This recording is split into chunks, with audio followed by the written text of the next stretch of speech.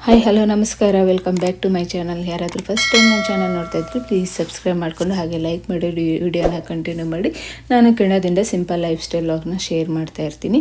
So ಇವತ್ತಿನ log continue ಮಾಡೋಣ ಬನ್ನಿ. ನಾನು ಆ್ಯಕ್ಚುಲಿ ಒಂದು 15 ಡೇಸ್ ಸರಿಯಾಗಿ ವಿಡಿಯೋನೇ ಮಾಡಿಲ್ಲ. ಆವಾಗ ಮಾಡ್ಕೊಂಡಿರೋ ಕ್ಲಿಪ್ಸ್ ಎಲ್ಲ ಇಲ್ಲಿ ಆ್ಯಡ್ ಮಾಡ್ತೀನಿ ಅಷ್ಟೇ. ನಾನು ಸರಿಯಾಗಿ ವಿಡಿಯೋನೇ ಮಾಡಿಲ್ಲ, ಸ್ವಲ್ಪ ಬೇರೆ ಏನೋ ಡಿಸ್ಟರ್ಬೆನ್ಸಲ್ಲಿದ್ದೆ. ಹಾಗಾಗಿ ವಿಡಿಯೋ ಮಾಡೋಕ್ಕೂ ಇಂಟ್ರೆಸ್ಟ್ ಇರಲಿಲ್ಲ. ಇದು ಸಹ ಅಷ್ಟೇ. ನಾನು ಯಾವತ್ತೂ ಜಿಶು ಸ್ಟಾಕರ್ಗೆ ಅಂತ ಹೋಗೋದೇ ಇಲ್ಲ. ಬಟ್ ಅವತ್ತು ನೈಟೆಲ್ಲ ಸರಿಯಾಗಿ ನಿದ್ದೆನೂ ಬಂದಿರಲಿಲ್ಲ ನನಗೆ. ಸ್ವಲ್ಪ ಬೇರೆ ಇದರಲ್ಲಿದ್ದೆ. ಹಾಗಾಗಿ ಇನ್ನು ಮನೆಯಲ್ಲಿದ್ದರೆ ಅದೇ ಯೋಚನೆಯಲ್ಲಿ ಇರ್ತೀನಿ ಅಂತ ಹೇಳ್ಬಿಟ್ಟು ಅವತ್ತು ಬೇಗನೂ ಎದ್ದೊಳ್ಬಿಟ್ಟಿದ್ದೆ. ಅದಕ್ಕೆ ಇನ್ನು ಅಲ್ಲಿಗಾದ್ರೂ ಹೋಗೋಣ, ಯಾವತ್ತೂ ನೋಡಿಲ್ಲ, ಯಾವತ್ತೂ ಹೋಗಿಲ್ಲ ಅಲ್ವಾ ಅಂತ ಹೇಳ್ಬಿಟ್ಟು ಅವ್ನು ಸ್ಟಾರ್ಟಿಂಗ್ ಫಸ್ಟ್ ಜಾಯ್ನ್ ಆಗಿದ್ದಿನ ಬಂದಿದ್ದು, ಮತ್ತು ಇವತ್ತು ಬರ್ತಾಯಿದ್ದೀನಿ ಅಷ್ಟೇ. ಕೃತಿಕಾನು ಬೇಗ ಎದ್ದೊಳಿದ್ಲು ಅಂತ ಹೇಳ್ಬಿಟ್ಟು ಏನು ಟಿಫನ್ ಏನು ಮಾಡೋಕ್ಕೆ ಟೈಮ್ ಇರಲಿಲ್ಲ ನಮಗೆ. ಹಾಗಾಗಿ ದೋಸೆ ಮಾಡಿಕೊಂಡು ಇಲ್ಲಿಗೆ ಬಾಕ್ಸ್ ತೊಗೊಂಡು ಬಂದುಬಿಟ್ಟೆ. ಕೃತಿಕಾಗೂ ಅಲ್ಲೇ ತಿನ್ನಿಸ್ಬಿಟ್ಟು ನಾನು ತಿನ್ನೋಣ ಅಂತ ಹೇಳ್ಬಿಟ್ಟು ಏನು ಬಂದ ಮೇಲೆ ಕೃತಿಕಾ ಏನಲ್ಲಿ ನಾನು ಸಾಕರ್ ನೋಡೋಣ ಅಂತ ಬಂದಿದ್ದು. ಬಟ್ ಕೃತಿಕಾ ನೋಡೋಕ್ಕೆ ಬಿಡಲಿಲ್ಲ ನನಗೆ. ಇನ್ನು ಅಲ್ಲಿ ಪಕ್ಕದಲ್ಲೇ ಈ ಥರ ಪ್ಲೇ ಏರಿಯಾ ಇದ್ದರೆ ಇನ್ನು ಅಲ್ಲಿ ಕರ್ಕೊಂಡ್ಬಂದು ಅಲ್ಲಿ ಕುಡಿಸ್ಕೊಂಡು ನಾನು ಕೃತಿಕಾ ಇಬ್ಬರೂ ಟಿಫನ್ ಮುಗಿಸ್ಕೊಬಿಟ್ವಿ. ಅವನದು 1.5 ಅವರ್ ಇರುತ್ತೆ ಸಾಕರು. ಸೊ ಅಷ್ಟೊತ್ತವರೆಗೂ ಏನು ಮಾಡೋದು ಅಂಥೇಳಿ ಈ ರೀತಿ ಟೈಮ್ ಪಾಸ್ ಮಾಡ್ತಾಯಿದ್ವಿ ನಾವು.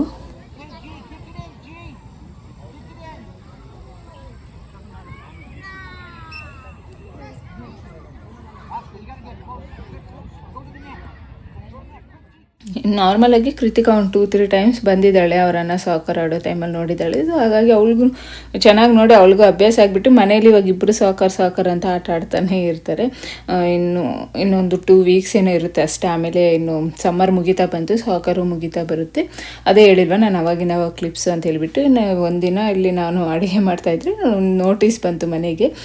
ಸೊ ಯಾಕಂದರೆ ನಾನು ಹಬ್ಬದ ಟೈಮಲ್ಲಿ ಯಾವಾಗಾದ್ರೂ ಹೊಸ್ಲಿಗೆ ಬೊಟ್ಟಿಟ್ಬಿಟ್ಟು ರಂಗೋಲಿ ಹಾಕ್ತೀವಲ್ಲ, ಅದು ನಾನು ಯಾವಾಗೂ ಯುಗಾದಿ ಹಬ್ಬಕ್ಕೆ ಹಾಕಿರೋ ರಂಗೋಲಿನ ಸ್ವಲ್ಪ ಎಲ್ಲ ಹೊರಟೋಗಿತ್ತು.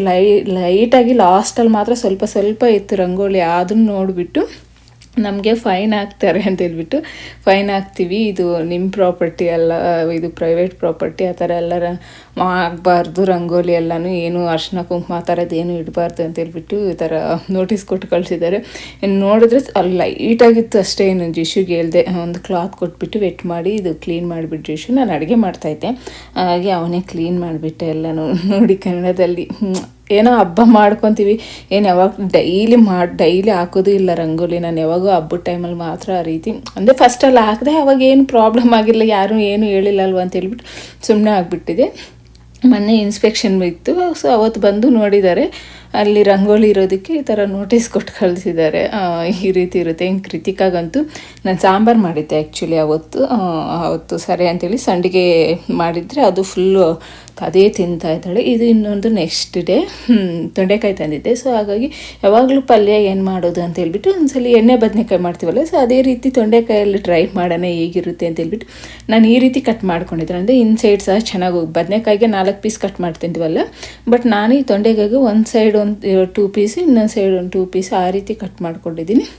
ಇನ್ನು ಮಸಾಲೆಗೆಲ್ಲನೂ ಸ್ವಲ್ಪ ಪೀನಟ್ಸು, ಧನಿಯಾ, ಆಮೇಲೆ ಚಕ್ಕೆ, ಲವಂಗ, ಜೀರಿಗೆ, ಸ್ವಲ್ಪ ಕೊಬ್ಬರಿ ಇಷ್ಟೆಲ್ಲ ಹುರ್ಕೋಬೇಕು. ಇಲ್ಲಾಂದರೆ ಹಸಿ ಸ್ಮೆಲ್ ಬರುತ್ತಲ್ವ. ಹಾಗಾಗಿ ಇನ್ನು ಸ್ವಲ್ಪ ಗಸಗಸೆ ಇಲ್ಲಾಂದರೆ ಎಲ್ಲಾದರೂ ಹಾಕ್ಕೋಬೋದು. ಬಟ್ ನಾನು ಗಸಗಸೆ ಹಾಕ್ಕೊಂಡಿದ್ದೀನಿ. ಸ್ಟವ್ ಆಫ್ ಮಾಡಿಬಿಟ್ಟು ನಾನು ಕೊಬ್ಬರಿ ಹಾಕ್ಕೊಂಡಿದ್ದೀನಿ. ನನ್ನ ಹತ್ರ ಒಣ ಕೊಬ್ಬರಿ ಇರೋದು. ಹಸಿ ಕೊಬ್ಬರಿ ಆದರೆ ಸ್ವಲ್ಪ ಮುಂಚೆನೇ ಹಾಕ್ಕೋಬೋದು. ನನ್ನ ಹತ್ರ ಒಣ ಕೊಬ್ಬರಿ ಅಲ್ವ, ಸ್ಟವ್ ಆಫ್ ಮಾಡಿಬಿಟ್ಟು ಹಾಕ್ಕೊಂಡಿದ್ದೀನಿ. ಹೈ ಹೀಟ್ಗೆ ಸಾಕಾಗುತ್ತೆ ಅಂತ ಹೇಳ್ಬಿಟ್ಟು. ಇನ್ನು ಇದೆಲ್ಲ ತಣ್ಣಗಾದಮೇಲೆ ಇನ್ನು ತುಂಬ ಫೈನ್ ಪೇಸ್ಟ್ ಥರ ಮಾಡ್ಕೋಬೇಕು, ಆವಾಗ ಸ್ವಲ್ಪ ಚೆನ್ನಾಗಿರುತ್ತೆ. ಇನ್ನು ಸ್ವಲ್ಪ ಹುಣಸೆ ನೆನೆಸಿಟ್ಟಿದ್ದೆ, ಸೊ ಅದನ್ನು ಹಾಕ್ಕೊತಾ ಇದ್ದೀನಿ. ಟೊಮೊಟೊನೂ ಹಾಕ್ಕೊತೀವಿ, ಬಟ್ ಸ್ವಲ್ಪ ಹುಣಸೆನೂ ಹಾಕ್ಕೊಂಡ್ರೆ ಚೆನ್ನಾಗಿರುತ್ತೆ. ಸೇಮ್ ಎಣ್ಣೆ ಬದನೆಕಾಯಿ ಥರನೇ ಮಾಡೋದು, ತುಂಬ ಚೆನ್ನಾಗಿರುತ್ತೆ. ಆಮೇಲೆ ಸ್ವಲ್ಪ ಬಾಣಲಿಯಲ್ಲಿ 1-2 ಟೇಬಲ್ ಸ್ಪೂನಷ್ಟು ಆಯಿಲ್ ಹಾಕ್ಕೊಂಡು ತೊಂಡೆಕಾಯಿನ ಕಟ್ ಮಾಡಿರ್ತೀವಲ್ಲ ಅದನ್ನು ಹಾಕ್ಕೊಂಡು ಸ್ವಲ್ಪ ಚೆನ್ನಾಗಿ ಮೆತ್ತಗಾಗೋವರೆಗೂ ಹುರ್ಕೋಬೇಕು. ಇದನ್ನು ಆಯಿಲಲ್ಲೇ ಫ್ರೈ ಮಾಡ್ಕೋಬೇಕು, ಅವಾಗೆ ಟೇಸ್ಟ್ ಚೆನ್ನಾಗಿರುತ್ತೆ. ಅಂದರೆ ಹಸಿ ಅನಿಸಲ್ಲ. ಖಾರ ಮಸಾಲೆದಲ್ಲಿ ಅಷ್ಟು ನಾವು ಬಾಯ್ಲ್ ಮಾಡಲ್ಲಲ್ವ, ಇದರಲ್ಲೇ ಈ ಥರ ಮೆತ್ತಗಾಗೋವರೆಗೂ ಮಾಡಿಕೊಂಡ್ರೆ ತುಂಬ ಚೆನ್ನಾಗಿರುತ್ತೆ. ನೋಡಿ ಈ ಥರ ಕಟ್ ಮಾಡಿದ್ರೆ ಕಟ್ ಆಗಬೇಕು, ಇಷ್ಟ ಆದರೆ ಸಾಕು. ಇನ್ನು ಇದನ್ನು ಸೈಡಿಗೆ ತೆಗೆದುಬಿಟ್ಟು ಇನ್ನು ಇದರಲ್ಲೇ ನಾವು ಮತ್ತೆ ಎಲ್ಲ ಗ್ರೇವಿಗೆಲ್ಲ ರೆಡಿ ಮಾಡ್ಕೋಬೇಕು. ಸ್ವಲ್ಪ ಬಿರಿಯಾನಿ ಎಲೆ, ಜೀರಿಗೆ ಹಾಕ್ಕೊಂಡು ಆಮೇಲೆ ಒಂದು ಆನಿಯನ್ ಕಟ್ ಮಾಡಿ ಹಾಕ್ಕೊತಾ ಇದ್ದೀನಿ. ಆಮೇಲೆ ಒಂದೆರಡು ಗ್ರೀನ್ ಚಿಲ್ಲೀಸು, ಇದು ಅಷ್ಟೇ ಸ್ವಲ್ಪ ಚಿಕ್ಕದಾಗಿ ಕಟ್ ಮಾಡಿ ಹಾಕ್ಕೊಂಡು, ಇನ್ನು ನಾವು ಆ ಮಸಾಲೆಗೆ ಶುಂಠಿ ಬೆಳ್ಳುಳ್ಳಿ ಏನು ಹಾಕಿಲ್ಲ ಅಲ್ವಾ, ನಾನು ಇಲ್ಲ ಹಾಕ್ಕೊತಾ ಇದ್ದೀನಿ. ನಿಮ್ಗೆ ಬೇಕು ಅಂದರೆ ಅಲ್ಲಾದರೂ ಯೂಸ್ ಮಾಡ್ಕೊಬೋದು, ಮಿಕ್ಸಿ ಜಾರ್ಗೆ ಮಸಾಲೆಯಲ್ಲಿ ಮಿಕ್ಸಿ ಜಾರ್ಗಾದರೂ ಹಾಕ್ಕೊಬೋದು. ಬಟ್ ನಾನು ಇಲ್ಲ ಹಾಕ್ಕೊಂಡಿದ್ದೀನಿ ಆನಿಯನ್ ಜೊತೆ. ಅದಾದಮೇಲೆ ಮತ್ತು ಒಂದು ಟೊಮೊಟೊ ಹಾಕ್ಕೊಂಡಿರ್ತಾ ಇದ್ದೀನಿ. ಆಲ್ರೆಡಿ ಹುಣಸೆ ಹಣ್ಣು ಯೂಸ್ ಮಾಡಿದ್ದೀನಲ್ಲ, ಅದಕ್ಕೆ ಒಂದು ಸಾಕಾಗುತ್ತೆ ನನಗೆ. ಹಾಗಾಗಿ ನಾನು ಒಂದು ಟೊಮೊಟೊ ಹಾಕ್ಕೊಂಡು ಅದು ಸ್ವಲ್ಪ ಸಾಫ್ಟ್ ಆದಮೇಲೆ ಟೊಮೊಟೊ ನಾವೇನು ರುಬ್ಕೊಂಡಿರ್ತೀವಿ ಮಸಾಲೆನ ಆ ಪೇಸ್ಟ್ನ ಹಾಕ್ಕೊಂಡು ಇದರಲ್ಲಿ ಸ್ವಲ್ಪ ಖಾರ, ಚಿಕ್ಕಂದರೆ ಎರಡು ಮೆಣಸಿನ್ಕಾಯಿ ಹಾಕಿದ್ದೇನಲ್ಲ, ಅದಕ್ಕಾಗಿ ಸ್ವಲ್ಪ ಖಾರ, ಉಪ್ಪು, ಅರಿಶಿನ ಹಾಕ್ಕೊಂಡು ಇದು ಸ್ವಲ್ಪ ಚೆನ್ನಾಗಿ ಹುರ್ಕೋಬೇಕು. ಅಂದರೆ ಎಣ್ಣೆ ಬಿಡೋವರೆಗೂ ಹುರ್ಕೋಬೇಕು, ಹಸಿ ವಾಸನೆ ಎಲ್ಲ ಹೋಗುತ್ತೆ. ನೋಡಿ ಈ ಥರ ಎಣ್ಣೆ ಬಿಟ್ಕೊಂಡ್ಮೇಲೆ ನಮ್ಗೆ ಎಷ್ಟು ಬೇಕೋ ಅಷ್ಟು ನೀರು ಹಾಕ್ಕೋಬೇಕು. ನಾನು ಇನ್ನು ಮಿಕ್ಸಿ ಜಾರ್ ತೊಳ್ಕೊಂಬಿಟ್ಟು ಆ ನೀರೇ ಯೂಸ್ ಮಾಡ್ಕೊತಾ ಇದ್ದೀನಿ. ನಾನು ಒಂದು 2 ಗ್ಲಾಸ್ ಯೂಸ್ ಮಾಡಿದ್ದೀನಿ ಅಷ್ಟೇ, ವಾಟರ್ ಜಾಸ್ತಿ ಯೂಸ್ ಮಾಡಿಲ್ಲ. ಸ್ವಲ್ಪ ತಿಕ್ಕಾಗಿರಲಿ, ಗಟ್ಟಿ ಇರಲಿ ಅಂತ ಗ್ರೇವಿ ಅಂತ ಹೇಳ್ಬಿಟ್ಟು ನಾನು 2 ಗ್ಲಾಸ್ ಮಾತ್ರ ವಾಟರ್ ಯೂಸ್ ಮಾಡ್ಕೊಂಡು, ಆಮೇಲೆ ಇದು ಸ್ವಲ್ಪ ಚೆನ್ನಾಗಿ ಬಾಯ್ಲ್ ಆದಮೇಲೆ ನಾವೇನು ತೊಂಡೆಕಾಯಿನ ಆಯಿಲಲ್ಲಿ ಫ್ರೈ ಮಾಡ್ಕೊಂಡಿದ್ದೀವಲ್ಲ ಅದನ್ನು ಹಾಕ್ಕೊಂಡು ಇದರಲ್ಲಿ ಮಿಕ್ಸ್ ಮಾಡ್ಕೊಳೋದು. ಸ್ವಲ್ಪ ಆಯಿಲ್ ಜಾಸ್ತಿನೇ ಆಗುತ್ತೆ, ಯಾಕಂದರೆ ತೊಂಡೆಕಾಯಿ ಆಯಿಲಲ್ಲೆಲ್ಲ ಫ್ರೈ ಮಾಡ್ಕೊಂಡಿರ್ತೀವಿ ಮತ್ತು ಇದಕ್ಕೆ ಒಗ್ಗರಣೆಗೆಲ್ಲ ಮಾಡ್ಕೊಂಡಿರ್ತೀವಲ್ಲ, ಅವಾಗ ಸ್ವಲ್ಪ ಆಯಿಲ್ ಜಾಸ್ತಿನೇ ಇರುತ್ತೆ. ಬಟ್ ಟೇಸ್ಟಿಯಾಗಿರುತ್ತೆ, ತುಂಬ ಚೆನ್ನಾಗಿರುತ್ತೆ.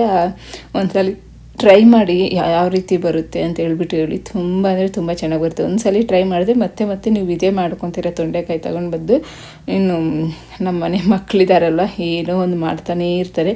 ಸೊ ಕೃತಿಕಾ ಎಲ್ಲ ಸ್ವಲ್ಪ ಏನೇನೋ ಎಲ್ಲ ಚೆಲ್ಲಿದ್ಲು. ಇನ್ನು ರೋಬೋ ಇರೋದಕ್ಕೆ ನನಗೆ ಅಲ್ಲಿ ಅವಳು ಎಲ್ಲಿ ಚೆಲ್ತಾಳೆ ಅಲ್ಲಿ ಮಾತ್ರ ಅಲ್ಲಿ ಅದು ಇಟ್ಕೊಬಿಡ್ತೀನಿ. ಮನೆಯೆಲ್ಲ 1 ಟೈಮ್ ಕ್ಲೀನ್ ಮಾಡ್ಕೊತೀನಿ ಅಷ್ಟೇ ಡೇಯಲ್ಲಿ, ಅದು ಈವ್ನಿಂಗ್ ಮಾಡ್ಕೊತೀನಿ. ಇವ್ರ ಮಕ್ಕಳೆಲ್ಲ ಪಾರ್ಕಿಗೆ ಹೋದ್ಮೇಲೆ ಕ್ಲೀನ್ ಮಾಡ್ಕೊತೀನಿ. ಫುಲ್ ಡೇಯಲ್ಲೆಲ್ಲ ಈ ಥರ ಏನಾದರೂ ಚೆಲ್ದಾಗೆಲ್ಲ ರೋಬೋ ಕ್ಲೀನ್ ಮಾಡುತ್ತೆ, ನಾನೇನೋ ಕ್ಲೀನ್ ಮಾಡೋಕ್ಕೆ ಹೋಗಲ್ಲ. ಇನ್ನು ಅದಕ್ಕೆ ಜಿಶು ಇದ್ದಾನಲ್ಲ ಮನೇಲಿ, ಅವನೇ ಆನ್ ಮಾಡಿ ಇಟ್ಬಿಡ್ತಾನೆ.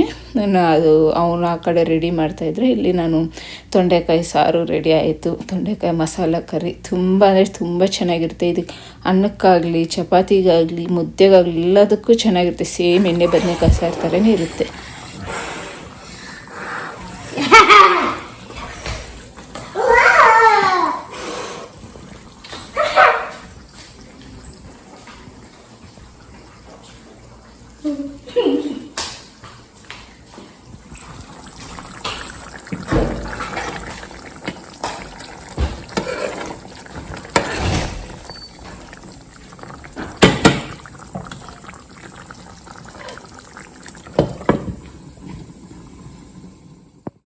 ಇನ್ನು ಅವತ್ತು ಈವ್ನಿಂಗ್ ರೇಖಾ ಸ್ವಲ್ಪ ಶಾಪಿಂಗ್ ಎಲ್ಲಾದರೂ ಹೋಗೋಣ ಅಂತ ಹೇಳಿದ್ರು. ಹಾಗಾಗಿ ಸರಿ ಹೋಗೋಣ ಅಂತ ಅಂದ್ಕೊಂಡ್ವಿ. ಬಟ್ ರೇಖಾ ಏನು ಪ್ಲ್ಯಾನ್ ಮಾಡಿದ್ರು, ಬರೀ ಲೇಡೀಸ್ ಮಾತ್ರ ಹೋಗೋಣ ಅಂತ ಹೇಳ್ಬಿಟ್ಟು. ಇನ್ನು ಅದು ವೀಕ್ ಡೇಸ್ ಆಗಿತ್ತು. ಇನ್ನು ನನಗೆ ಮಕ್ಕಳು ಬಿಟ್ಟು ಹೋಗೋಕ್ಕಾಗಲ್ಲ, ಅದಕ್ಕೆ ನಾನು ಮಕ್ಕಳು ಕರ್ಕೊಂಬರ್ತೀನಿ ಅಂದರೆ ಮತ್ತೆ ಎಲ್ಲರೂ ಮಕ್ಳಿಗೂ ಕರ್ಕೊಂಬಂದರು. ಇನ್ನು ಹಸ್ಬೆಂಡ್ಸ್ ಎಲ್ಲರೂ ಬಂದುಬಿಟ್ರು. ಈವ್ನಿಂಗ್ ಹೋದ್ವಿ. ಹಾಗಾಗಿ ಎಲ್ಲರೂ ಅವ್ರಿಗೂ ಆಫೀಸ್ ಕೆಲಸ ಎಲ್ಲ ಮುಗ್ದಿರುತ್ತೆ ಅಂತ ಹೇಳ್ಬಿಟ್ಟು ಎಲ್ಲರೂ ಈವ್ನಿಂಗ್ ಪ್ಲ್ಯಾನ್ ಮಾಡಿಬಿಟ್ಟು ಹೋದ್ವಿ. ಇನ್ನು ಅಲ್ಲೇ ಸ್ವರಸ್ಕಿ ಇತ್ತು. ನನಗೆ ತುಂಬ ಇಷ್ಟ ಸ್ವರಸ್ಕಿ ತಗೋಬೇಕು ಅಂತ ಹೇಳ್ಬಿಟ್ಟು. ಬಟ್ ಒಂದೊಂದ್ಸಲಿ ಏನಾಗುತ್ತೆ ಅಂದರೆ ಇಷ್ಟು ದುಡ್ಡು ಕೊಡ್ತೀವಿ, ಇದೇ ದುಡ್ಡಿಗೆ ಗೋಲ್ಡೇ ಬರುತ್ತೆ ಅಲ್ವಾ. ಗೋಲ್ಡ್ ಮೇಲೆ ಇನ್ವೆಸ್ಟ್ ಮಾಡಿದ್ರೆ ಯಾವಾಗಾದರೂ ರಿಟರ್ನಾಗಿ ನಮಗೆ ಬೇಡ ಅಂದು ಮಾರ್ಕೊಂಡ್ರು ದುಡ್ಡು ವಾಪಸ್ ಬರುತ್ತಲ್ವ. ಈ ಸ್ವರಸ್ಕಿಗೆ ಇಷ್ಟು ದುಡ್ಡು ಕೊಟ್ಟು ಅದರಿಂದ ಮತ್ತೆ ನಾವೇನಾದ್ರು ಸೇಲ್ ಮಾಡೋಕ್ಕೂ ಆಗಲ್ಲ, ಏನಿಲ್ಲ ಅಂತ ಅನಿಸುತ್ತೆ. ಬಟ್ ಅವ್ರು ನೋಡಿದ್ರೆ ತಗೋಬೇಕು ಅನ್ನಿಸ್ತಾ ಇರುತ್ತೆ. ನಾನು ರೇಖಾ ಸುಮ್ಮನೆ ರೌಂಡಾಗಿ ಸ್ವರಸ್ಕಿಯಲ್ಲಿ ಏನೇನು ಚೆನ್ನಾಗಿದೆ ಅಂತ ಎಷ್ಟು ಬರುತ್ತೆ ಏನೋ ಅಂತ ಎಲ್ಲ ಕೇಳಿಬಿಟ್ಟು ನಮ್ಮ ಬೇರೆ ಶಾಪ್ ಹೋಗೋಣ ಅಂತ ಆಚೆ ಬಂದ್ಬಿಟ್ವಿ.